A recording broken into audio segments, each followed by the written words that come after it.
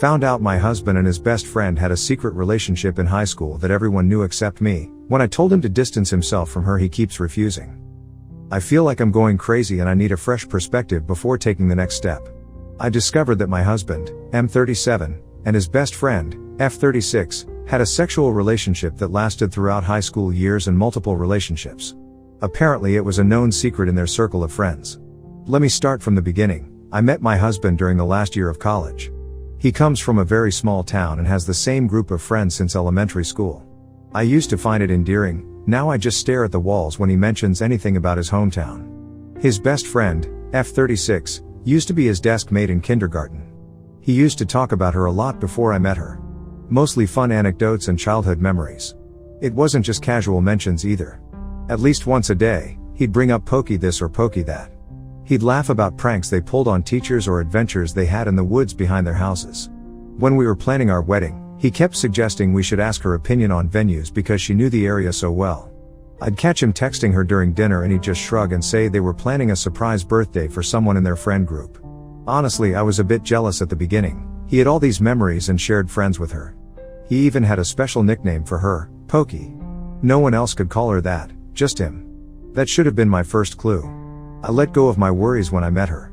Pokey wasn't like the horrible female best friend in the movies. She didn't roll her eyes when I spoke or make condescending comments about my clothes or job. She was always supportive and sweet. She'd remember things I mentioned months ago and ask follow-up questions. She'd bring homemade cookies when visiting and offer to help with dishes after dinner. She's a cake designer and she gifted us our wedding cake and made a beautiful speech. I remember standing there during the reception, watching her talk about how love changes people for the better and feeling grateful that my husband had such thoughtful friends. Still, there was a part of me that always felt a bit uneasy. Me and my husband never really talked about past relationships, mostly because I didn't want to focus on the past, but in general, from what he let slip, he was a bit of an asshole as a teenager. He'd make offhand comments about dating multiple girls at once or breaking up with someone via text message. His friends sometimes joked about how they were surprised he ever settled down. In particular, his friends sometimes talk about how it's incredible their group survived the summer of madness. I always assumed that some kind of high school drama happened and that was it until I discovered what it was about. Last Tuesday, I was out with one of my husband's friend's wife, Gertrude. We weren't even particularly close, but our husbands were hanging out and we decided to grab coffee. We were sitting at a small cafe downtown, just making small talk about work and upcoming holiday plans. Gertrude mentioned something about a group camping trip next month and asked if I was excited about spending 3 days in the woods with everyone. Gertrude told me something about how she admired me for being so secure in my marriage even with the one that got away in the picture. I was confused. I set my coffee down and asked her what she meant.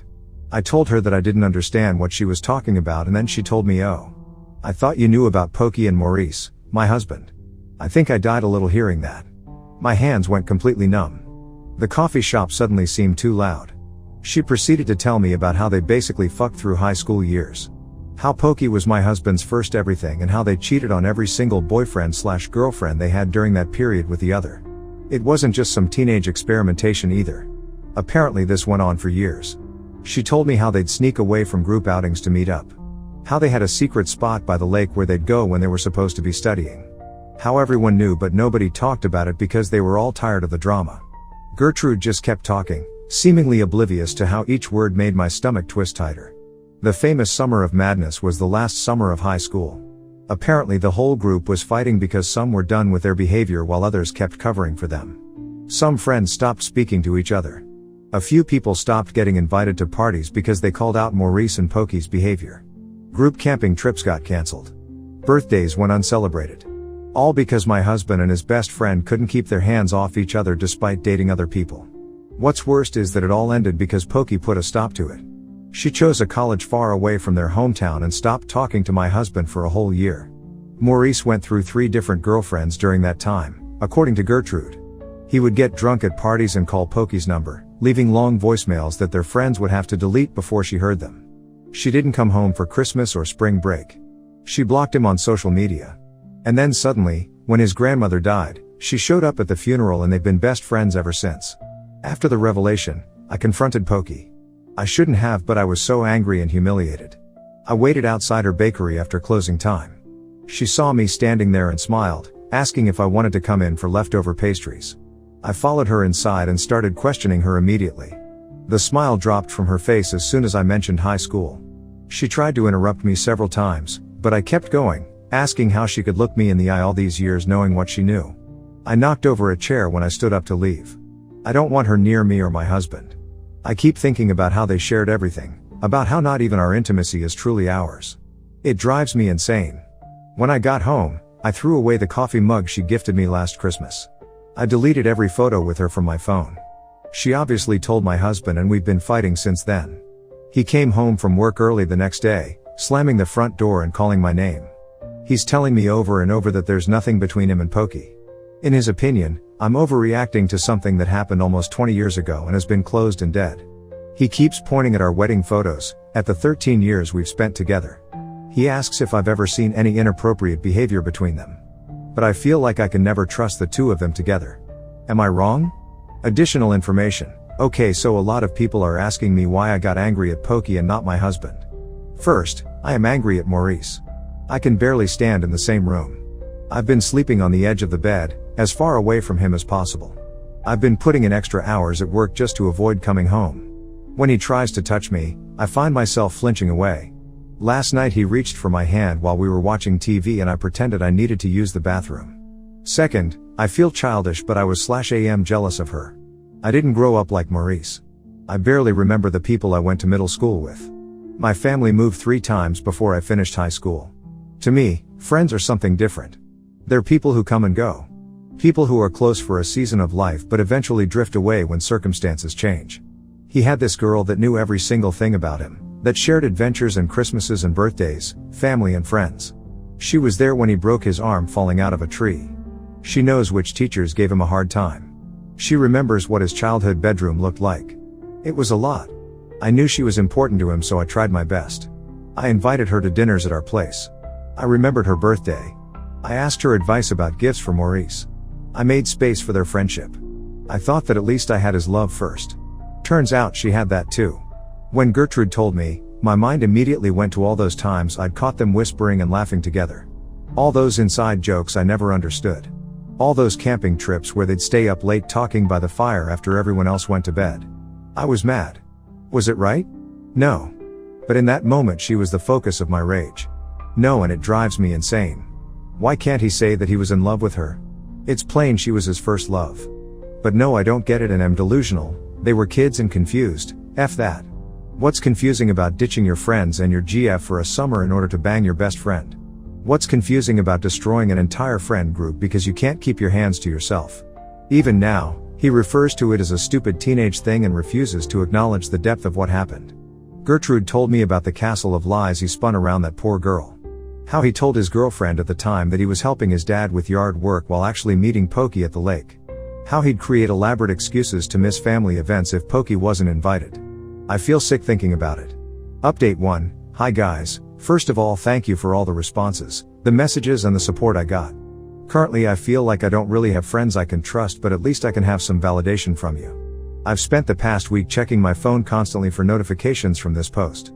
It's pathetic, but it's the only place where people actually understand what I'm going through. So I have a small update and things don't look good. I had a pretty big fight with husband last night. He went to the usual Friday game night. I forgot to mention it in my last post, but he and his friends had 2 types of game nights. One is normally on Friday as most of them don't work during the weekend. It's a group thing and they play some kind of D&D. Usually is hosted by Andrew, M37, who is the master of the campaign. Then there are sporadic game nights in which some of them play video games and chat. In that case, the numbers of people are variable. Sometimes it's just Maurice and Andrew playing Call of Duty. Sometimes it's 5 or 6 of them playing Mario Kart and getting drunk. Pokey usually attends both types of game nights. As I said, last night Maurice went to play D&D. He was getting ready to leave, packing up his character sheets and dice. I stood in the doorway of our bedroom, watching him. I asked if Pokey would be there. He sighed loudly and rolled his eyes before answering. He was annoyed and told me yes. I asked if he had seen her these days. He told me that he went to get coffee with some of the guys on Tuesday and that Thursday he went to grab lunch. I was pissed, so I raised my voice and asked why he can't stay away from her at least for now. My hands were shaking. I grabbed onto the doorframe to steady myself. He told me, and I quote, "I can, but I'm not going to cater to your tantrum."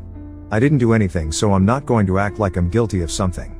He zipped up his backpack with more force than necessary and pushed past me into the hallway. I reiterated that I don't want her in our life now that I know, and he asked me what do I want him to do. It's a small town and we are neighbors. All of my friends are her friends. Unless we move, we are gonna have contacts. He was standing at the front door now, keys in hand. So I told him that maybe we should move. Maybe we should start over in a place where I can trust people. I suggested looking for jobs in the city, about an hour away. We could commute for a while before finding something closer to a new home. He told me I'm insane. That he's not gonna sell his grandma's house that he loves and move somewhere away from his family and friends just because I feel insecure and to grow the F up. He slammed the door on his way out. I threw a coffee mug at the wall after he left. I spent 20 minutes cleaning up the broken pieces. I stormed into our room and he went to his friends. I tried watching TV but couldn't focus on anything. I tried reading but kept going over the same paragraph again and again. I tried calling my sister but she didn't pick up.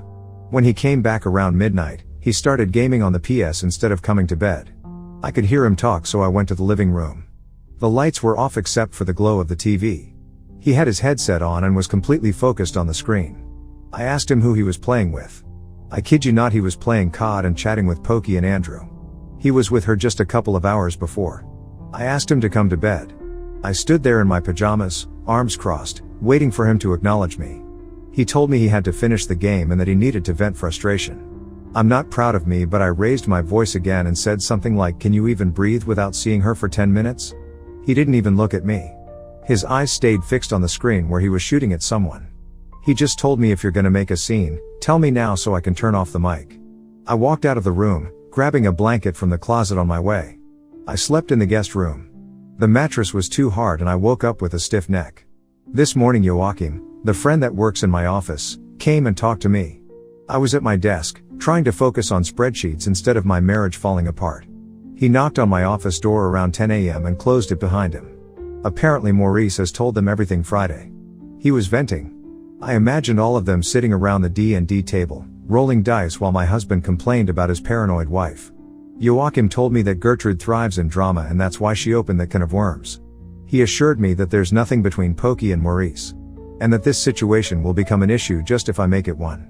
His tone was condescending, like he was explaining something simple to a child. I asked him what he meant and he told me, "You married him, you know how he is. Maurice is like emotionally dependent on Pokey or whatever. If she killed someone he would dig a hole and help her hide the body. If you want this marriage to work, just learn to coexist." I asked him if he thinks Maurice still loves Pokey. He looked away, suddenly very interested in the family photo on my desk. He told me that maybe I should ask my husband because he doesn't know. At this point I just can't let this go. I feel like a crazy paranoid woman, but I just can't let this go. The thought of them together keeps me up at night. I keep replaying every interaction I've ever seen between them, looking for signs I missed. I asked Gertrude out for lunch Wednesday. I sent her a text. I begged her to tell me everything she knows because I need to know. Still, I'm scared of what I'll learn. What if he never loved me at all? What if I was just a convenient replacement when Pokey rejected him? Update 2. Hello guys, first of all thank you for the messages and the chat a lot of you sent me. Thanks for checking on me. I'm sorry I didn't reply and also for updating so late, but I needed time to think and sort myself. I've been staring at my phone screen for hours, trying to find the right words. Some of you pointed out how I was spiraling and acting kind of crazy. You were right. I was. I threw away all our wedding photos. I considered calling Pokey's ex-husband to ask if he had suspicions too. I checked Maurice's phone while he was in the shower. I started keeping a log of every time he mentioned her name. It was hard to admit that I was doing as much damage as Maurice in the situation, and it was even harder to realize that maybe our marriage has more issues than what I thought. I'll start by saying that I never went to that lunch with Gertrude. I canceled 20 minutes before we were supposed to meet. Instead, I went to a park and sat on a bench for 2 hours, watching dogs play and children run around. After our fight that Friday night, my husband spent Saturday at his mother's house. She lives 30 minutes from us with her new husband. He stayed there the whole day and I discovered from his story on IG that he took his 2 step-siblings to the laser game and then to dinner. He also took them to Pokey's bakery for dessert. I was livid but resigned at this point. He had clearly said that he didn't care for my discomfort, so it's not like I was expecting much. I ignored him when he came back later that evening. I just didn't want to fight again. I pretended to be asleep when he came into the bedroom. He came to me and told me that we should talk. When I didn't say anything, he told me that he was sorry for being an asshole the day before, that he had started to sound like his father and he hated it, and that the last thing he wanted was for our marriage to be like the one his parents had. I told him that he dismissed my feelings and that by still going to Pokey he kept doing it and that I felt completely disrespected.